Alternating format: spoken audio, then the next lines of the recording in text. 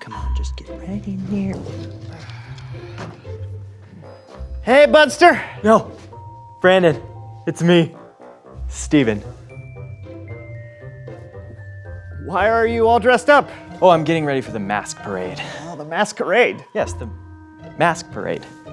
No, I think you mean masquerade. It's a party in which costumes are worn and masks are put on. Oh, well then I guess it's a masquerade mask parade. You want to join? I don't have a mask, sorry. Oh, well, there will be plenty coming, but here, I have one you can decorate. Oh, thanks. But hurry though, it's about to start. All right. So, I'm hurrying. Okay. How many people will come to this thing? People? None. So it's just us? Uh-huh. It's not much of a masquerade. Mask parade. Fine. When is this mask parade? I don't know. I think, oh! Right now! Hurry up, put it on. Ah, a mask parade. Wasn't it glorious? Glad you came, glad you're here. I know it's getting late, but never fear. We're gonna cause a stir learning this month's virtue on the Melv Solomon Virtue-a-thon 3-minute edition. Whoa, Nelly, was that a tune or was I just singing? Ha! Hello, my name is Melv Solomon, host of Melv Solomon's Virtue-a-thon, obviously. Of course, not so obviously, my brother-in-law Greg is here, but his name did not fit in the title. Greg is short for Greg. But enough about me and my old pal Greg. Let's talk about something even more exciting. I am happy to announce that Greg and I have finally made a dream come true. That's right, we recorded, Greg, what are you doing? I'm listening. Well, stop doing that. You know you're supposed to do the, you know. Right.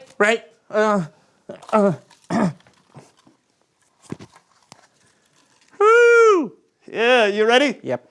I am happy to announce that Greg and I have finally made a dream come true. That's right, we are releasing our very first CD entitled Joy, Songs from My Heart and Greg's. You can see my picture there, and there's a picture of Greg's forehead right over my left shoulder. Let me see. Let me All see. right. Wow! I know, I look good. If you purchase a copy of our debut album, your ears will be blessed with the gentle musings of soon-to-be classic songs. Songs such as Joy in My Heart. What's in my heart? Joy. Heart full of joy. Joy-shaped heart. Joy, joy, joy. Heart, heart, heart. Heart, joy, heart. Joy, heart, joy.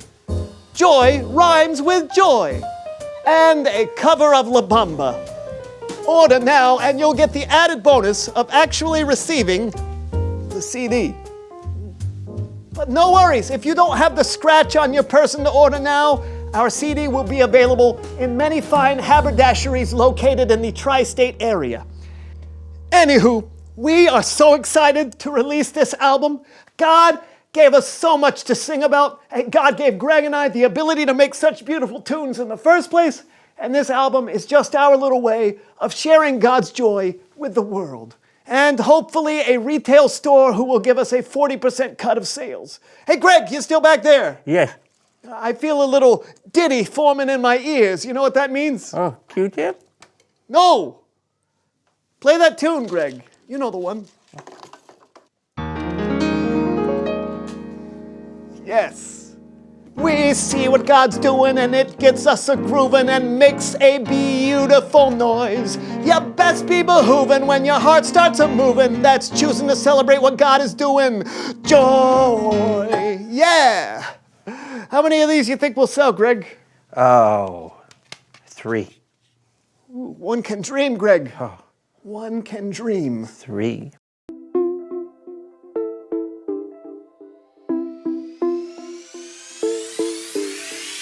Get up on your feet, get out on the floor. Can you feel the beat? Move a little more. Now clap your hands like this, move your feet like this.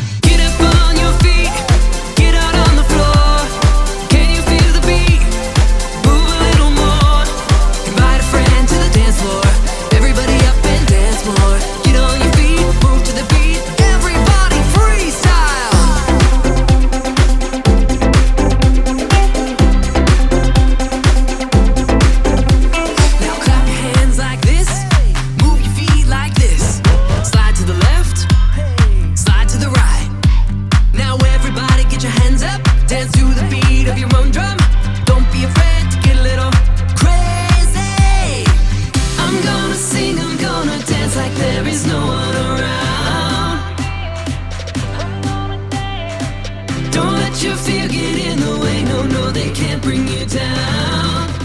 Down, down, down. Get up on your feet, get out on the floor. Can you feel the beat? Move a little more. Invite a friend to the dance floor. Everybody up and dance more. Get on your feet, move to the beat. Everybody freestyle.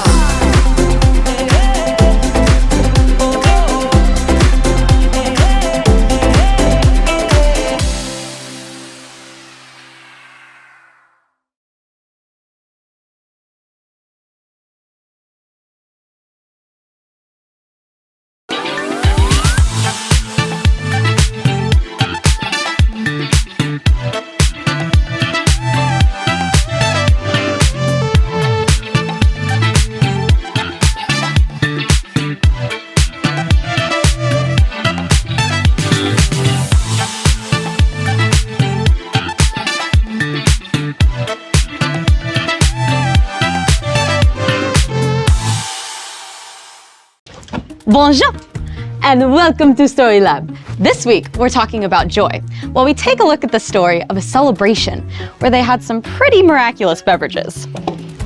Who's gonna help me slice the cheese?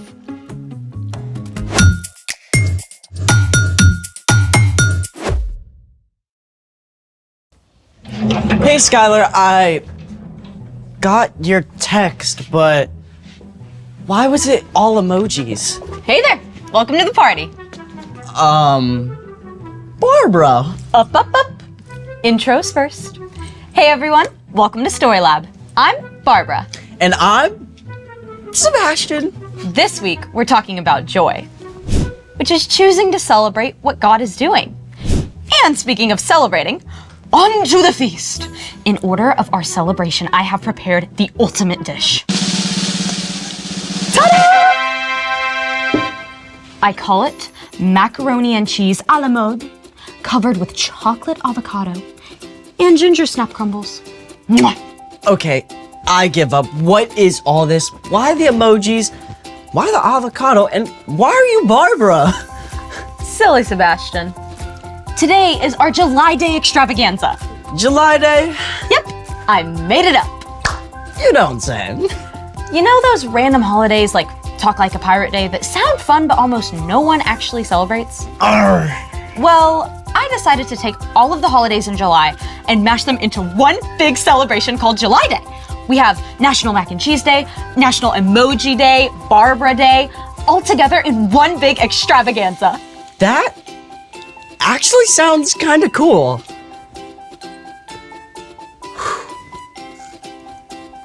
And this is surprisingly tasty. Right? In a weird, I would never do this myself kind of way. There's always a reason to celebrate, and in honor of July Day, I've planned a special experiment. Let's make it! For today's experiment, we're going to make that classic soft drink, root beer. Oh, so National Root Beer Day is also in July. No, that's in August. Keep up. But, sure. To start, you'll need 2 liters of distilled water, 1 cup of sugar, 1 bottle of root beer extract. Root beer extract was traditionally made from sassafras bark, but currently contains wintergreen, licorice, and vanilla. Thank you, random announcer voice. You will also need red and green food coloring, kitchen tongs, a large bowl, a stirring spoon, and our secret ingredient, 1 pound of dry ice. Warning! Always have adult supervision when dealing with dry ice. What he said. Where do we start? Step 1, you'll need to add all of your ingredients to the bowl. Start with the water first.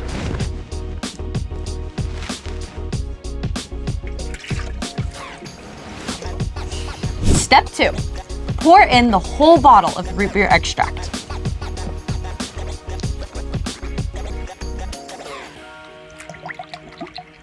Step 3, add 1 cup of sugar and stir until the sugar fully dissolves into the water.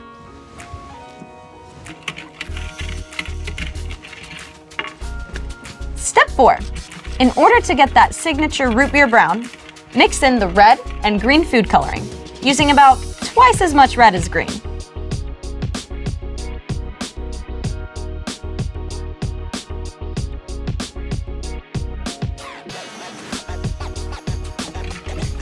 Now that's starting to look like some root beer. But it's kind of flat. Where are all the bubbles? That's where we bring in the dry ice. Step 5. I gotta ask, how can ice be dry? Dry ice isn't frozen water. It's actually frozen carbon dioxide. Oh yeah, carbon dioxide is what we breathe out when we exhale, right? Correct. And carbon dioxide also makes all the bubbles you find in soda. Let's do this. Wait! Do not touch dry ice with your bare hand or without a grown-up, because it's 109 degrees below zero. Yikes, that's Arctic. Ready?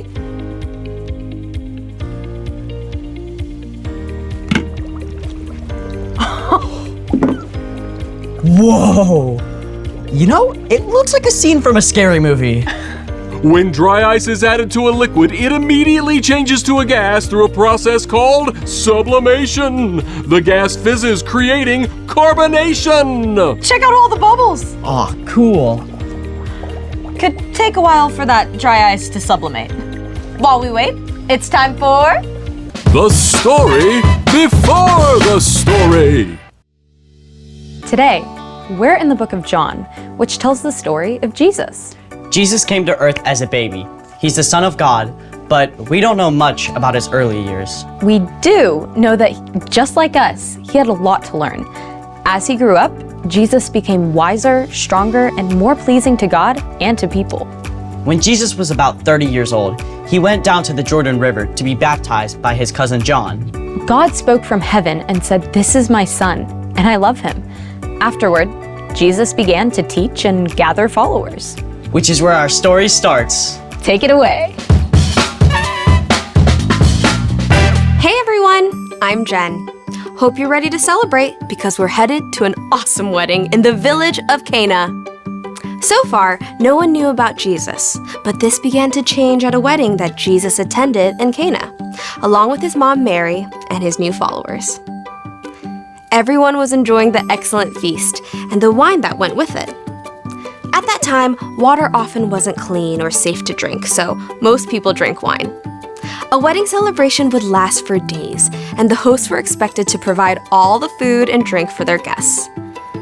The wedding feast was in full swing until Mary noticed a big problem. All the wine was gone! This was a huge fail. Running out of wine meant that the bride and groom would be humiliated. Mary knew that her son was special. She turned to him and pointed out, "Do you see? They have no more wine." No wine? Well, that's a disaster. Total party foul.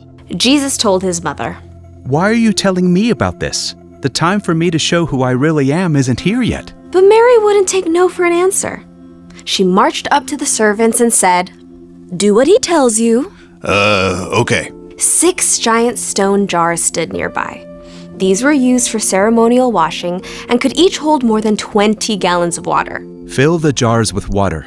You got it, boss. Why are we doing this again? His mom said we have to. Makes sense. You never want to disobey somebody's mama. After the jars were filled, Jesus told the servants, Now dip some out. Take it to the person in charge of the dinner. 1 cup of water coming up. Hey, this looks different. The servants took the cup to the guy in charge of the feast. You can imagine they were pretty nervous about how this was going to go down. He's drinking the water. I don't think that's water anymore. Sure enough, the guy in charge immediately pulled the groom to one side. My friend, what is this? Everyone brings out the best wine first, but you have saved the best until now. I did? I did. I think.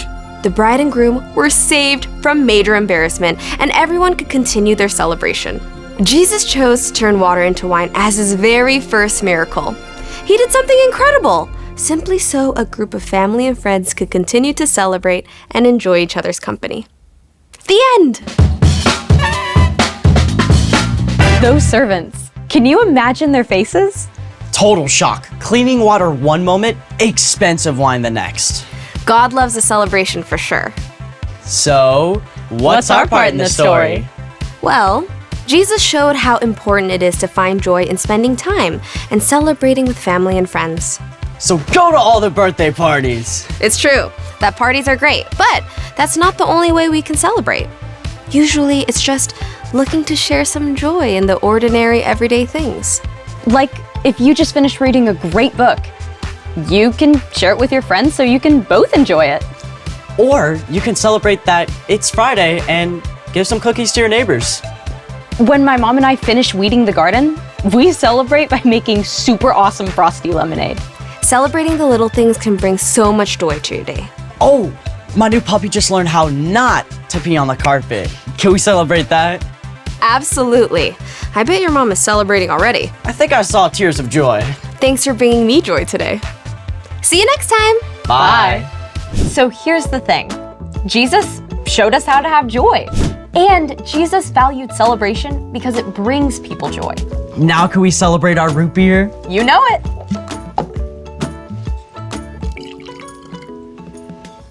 Cheers. Cheers. Ooh, that's good. We have officially turned water into root beer. Through the miraculous science of dry ice. Thanks for joining us in the Story Lab. See you next time. We gotta make more of this.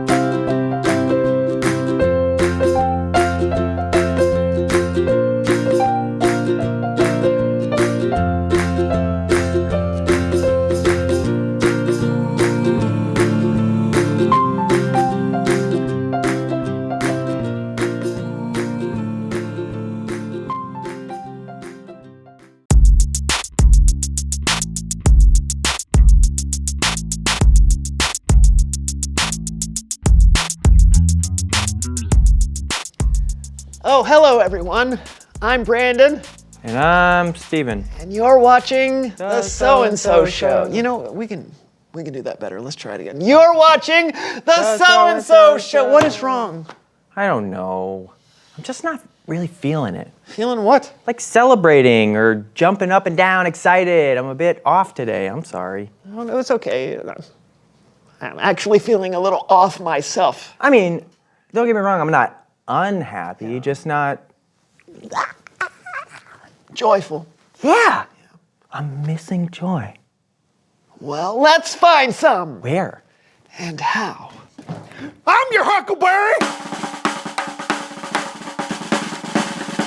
Oh, it's Leonard. What are you doing here? Well, I heard you guys say you were looking for some joy. Oh. We sure are. For those who haven't met you yet, why don't you tell us who you are and what you know?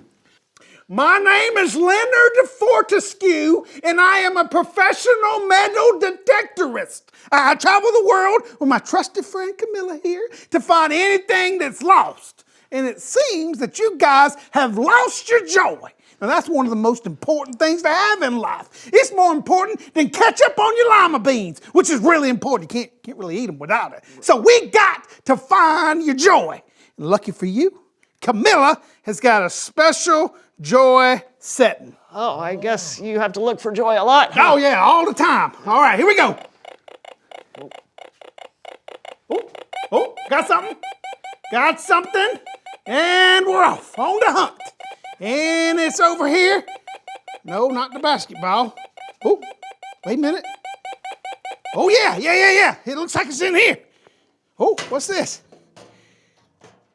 Hey, I think this is it. Look at there. Well, You're right, that clearly says joy, but I don't think this It's is... my grandma's old cookie jar. I forgot she gave that to me when I was a kid. She used to bake my favorite triple chocolate chip cookies, and then she put them in here for dinner. But guess what? Spoiler alert. She'd always sneak me one right before dinner while my parents weren't looking, and those cookies were the best.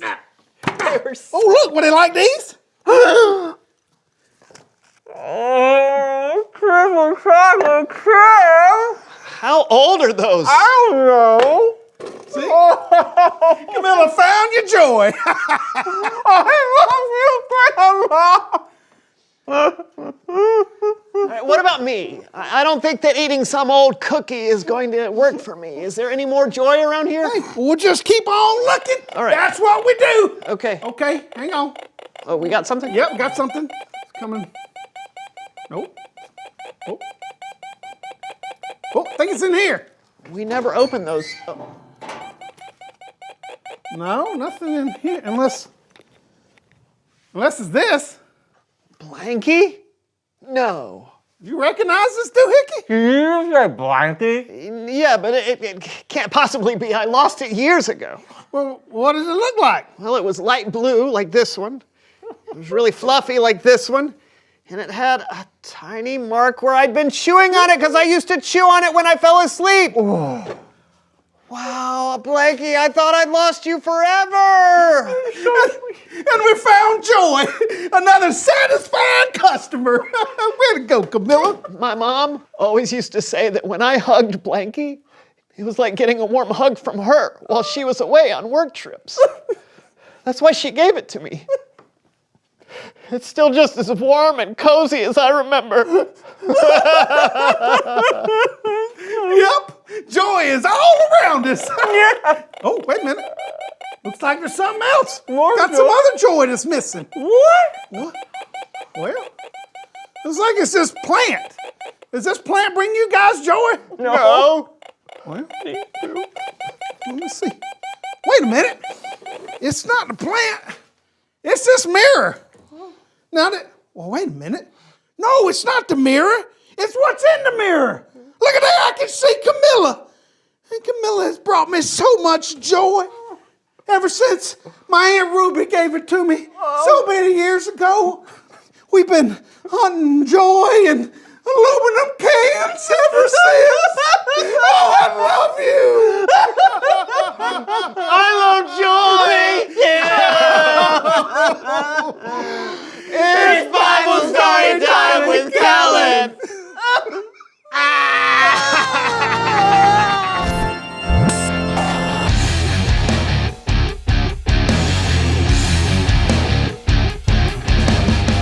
Hey guys! Whoa, what's wrong? We're joyful. You don't seem joyful. Oh, we found things that remind us of joyful times with family. Oh, I get that. There are a lot of ways to express joy, clearly. Do you have a story for us? I do. This story comes from the book of John. Jesus went to a wedding with his mother, Mary, in the village of Cana. Now, this was before Jesus was known all around as a great miracle worker. Of course, that was about to change. Looks like we have some important breaking news.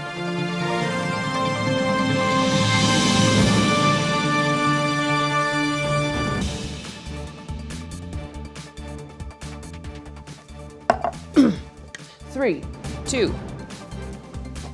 Hello, I'm Diane DeWitt, and this is the Ancient News Network, where we only cover the most ancient news.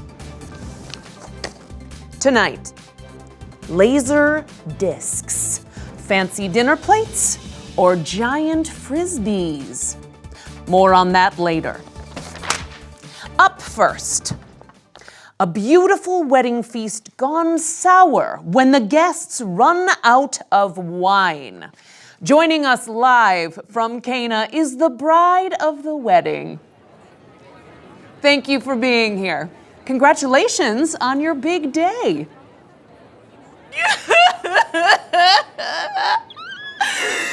It was supposed to be a big day. The happiest day of my life. But now we've run out of wine at the feast. And why is that a problem? If we don't drink the wine, then we have to drink the water. Have you had the water here? It's gross. I see. We're supposed to provide all the food and drink for our guests. But who wants to come to a wedding feast with a sack lunch? Oh, this is so embarrassing.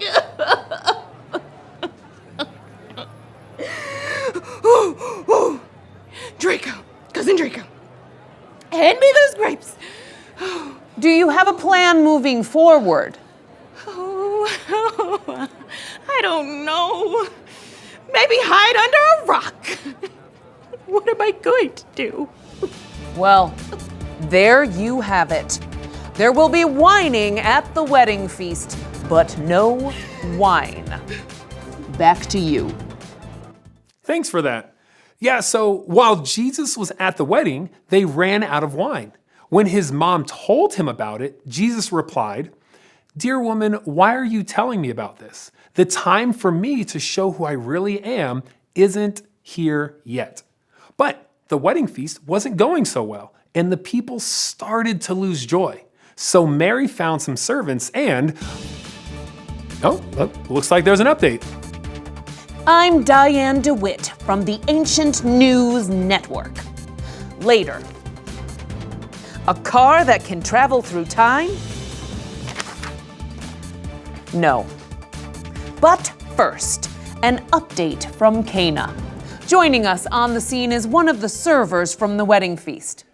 What can you tell us, random server? My name's Tom. Tom, how's the wedding feast going? Did people leave when they ran out of wine? No, we have wine now. It's a miracle. What do you mean? Just appeared. I don't know how to explain it. One of the guests, Mary, told us to do whatever her son said to do. And this guy told us to fill 6 of the washing jars with water. Washing jars? Yeah. They use them for special washing, ceremonial stuff. They're huge, 20 or 30 gallons. Ew.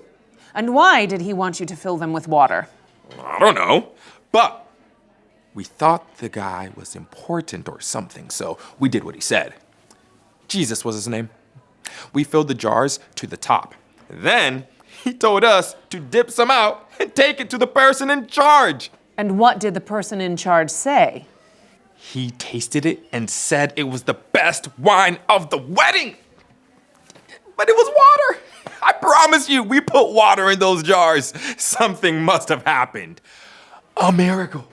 So you think the water was turned into wine? I do. And you know something else?